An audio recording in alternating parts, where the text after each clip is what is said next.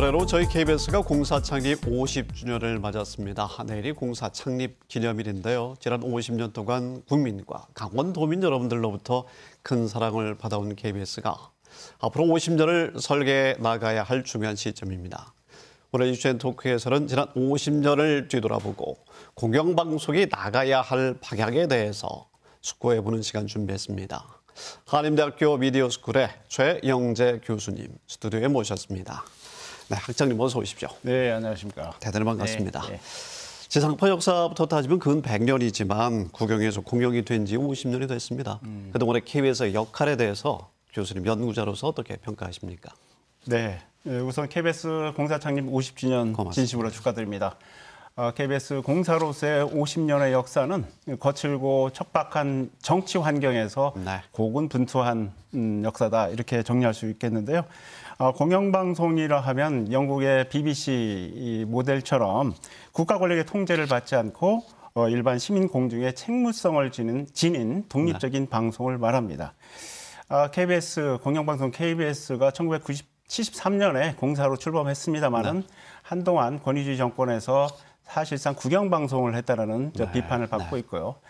1980년대 말 민주화 운동 이후에 KBS가 공영방송으로서 그야말로 독립적인 방송을 수행하려고 노력했다 이렇게 평가를 할 수 있겠는데요. 그동안 이제 공영방송 KBS가 공영방송의 역할, 어떤 기여점을 네 가지로 정리해 볼 수가 있겠는데요. 첫째로는 꽃피는 팔도광산, 또 전국노래자랑, 남북이산가족 찾기 등 좋은 프로그램을 통해서 국민을 통합시키는 역할을 하였고요.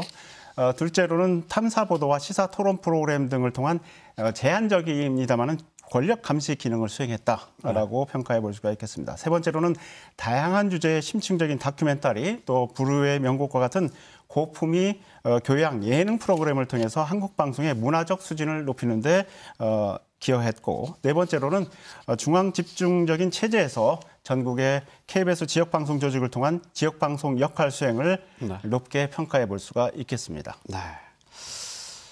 지역에서도 지역의 공론장을 마련하기 위해 노력하고 있습니다만 특히 춘천 호주 강릉 방송국의 경우에는 재난 주간 방송사로서 역할을 수행하기 위해서 노력하고 있는 부분이 있는데요. 이 부분은 어떻게 평가를 하십니까? 예, 말씀하신 이제 재난 방송은 그 공영방송이 책임감 있게 떠맡아야 될 분야입니다.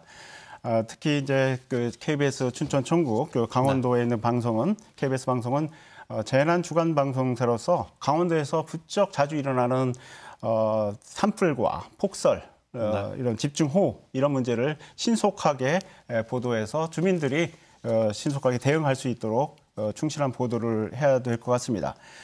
그렇지만 이제 최근에 재난 상황을 보면 기후변화의 영향으로 발생하는 것이고 기후 위기는 더욱 심각해지는 만큼 KBS의 재난 보도는 기후변화와 환경변화와 연관짓는 장단기적인 과학 보도로 접근해 줬으면 하는 바람입니다. 알겠습니다.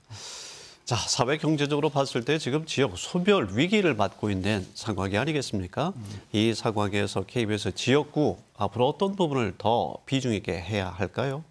예, 지역 소멸 문제는 정부에서도 상당한 예산을 투여하고 지역에서도 노력을 하고 있습니다만은 사실상 뭐 속수무책 소멸로 빠져 들어가고 있는 어떤 느낌을 받습니다.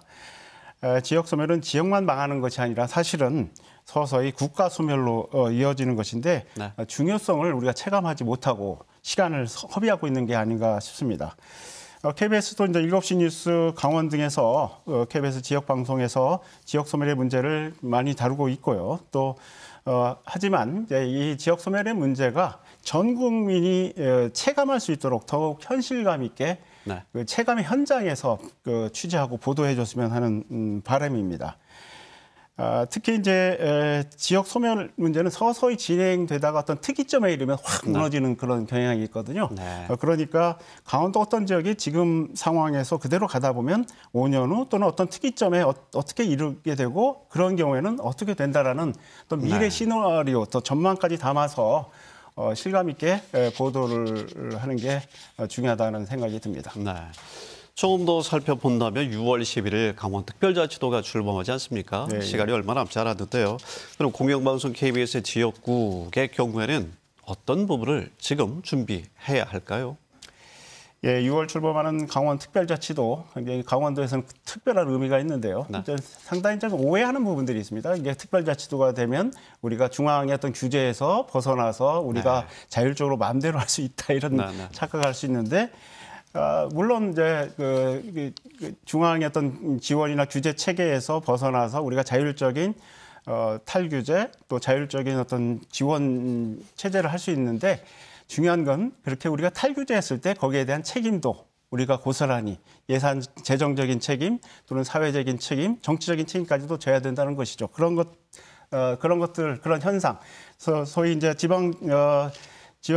강원특별자치도 시대의 어떤 명암들을 확실히 파악을 해서 지역 방송에서는 그 특별자치도의 어떤 중요한 어떤 문제점들을 그대로 드러내서 공론장에서 지역 주민들이 활발히 토론할 수 있도록 그런 공론장 역할을 충실히 할 필요가 있겠다는 생각이 듭니다. 알겠습니다.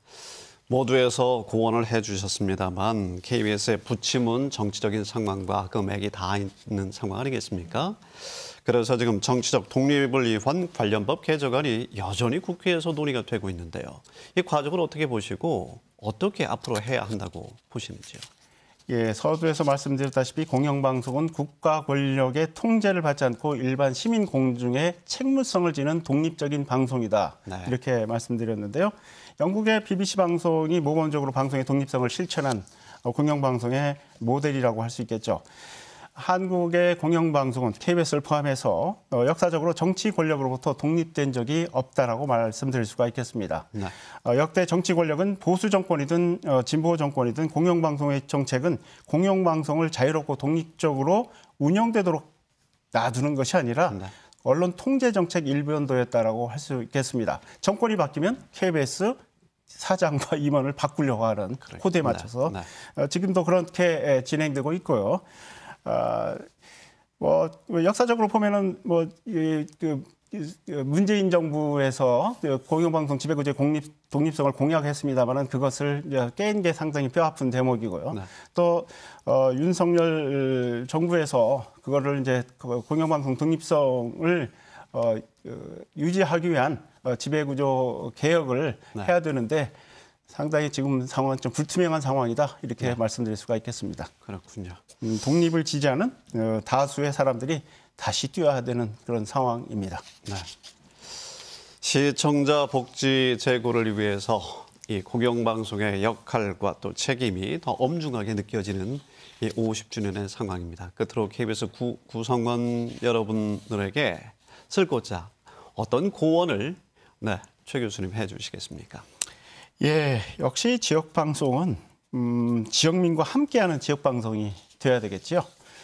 방송이라는 거는 일대 방송이 또 불특정 다수의 지역민들에게 네. 일방적으로 방송하는 성격이 있고 또 그동안 KBS를 포함한 지역 방송 또한 예를 들면 뉴스 같으면 광급 보도가 좀 너무 많다든지 그런 문제들이 있었습니다. 그래서 앞으로는 이제 지역 주민들과 함께 지역 공동체의 문제가 무엇인지 살피고 네. 같이 소통하면서 지역 문제를 해결해 나가는 역할과 기능을 해야 한다고 봅니다. 강원 지역의 언론의 경우 특히 그 지역민들의 지역 정보에 대한 갈구 또 서로 소통하고자 하는 요구들이 지역 언론을 통해 해소될 수 있도록 특히 공영방송 KBS가 네. 지역 밀착형 또 지역민과 함께하는 지역 방송을 해주시기를 바랍니다. 시청자 여러분들 대신해서 말씀해 주신 최영재 학장님의 말씀 잘 명심하겠습니다. 오늘 말씀 잘 들었습니다. 대단히 감사합니다. 예, 감사합니다.